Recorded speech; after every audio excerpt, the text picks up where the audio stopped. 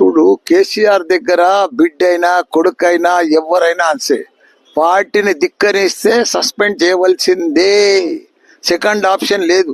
కేసీఆర్ అంటే మీకు తెలియదు, ఆయన ఒక పెద్ద ఇది యుగ పురుషుడు భారతదేశంలోనే.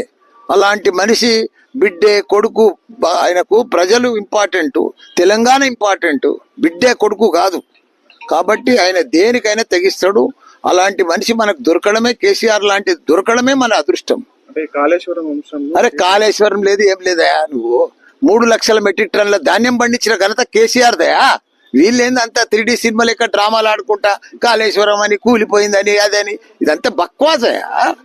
ఏందది కేసీఆర్ అంటే? ఓ చరిత్ర, ఒక హిస్టరీ. భారతదేశంలో తెలంగాణలో ఒక ఆదర్శ రాష్ట్రంగా తీసుకుపోయిండు. ప్రపంచం అంతా ఎదురు చూసింది కేటీఆర్ కోసం, కేసీఆర్ కోసం. అలాంటి మనుషులను పట్టుకొని కాళేశ్వరం అని, కేసు అని, సిబిఐ అని, ఏంటది? అది కరెక్ట్ కాదు. ఇట్లా చేస్తే ఈ సిబిఐలు, ఈ కేసులు ఇవన్నీ కూడా ఆయన అద్రగణం చేస్తే ఏ సీఎం కూడా పని చేయలేడు.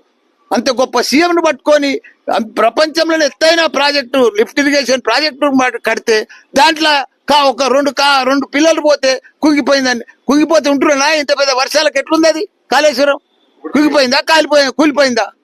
దాన్ని పట్టుకొని కాళేశ్వరం అనుకుంటా దాన్ని రకరకాల ఇబ్బంది పెట్టి ప్రజలకు నీళ్ళు ఇవ్వకుండా, అది చాలా బాధకరం.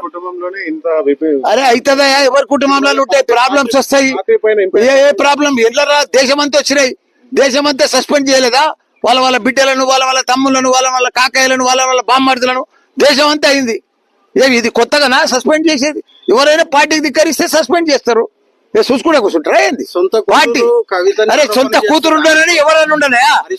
అరే చేస్తారా? అందుకే కదా సస్పెండ్ చేసేది.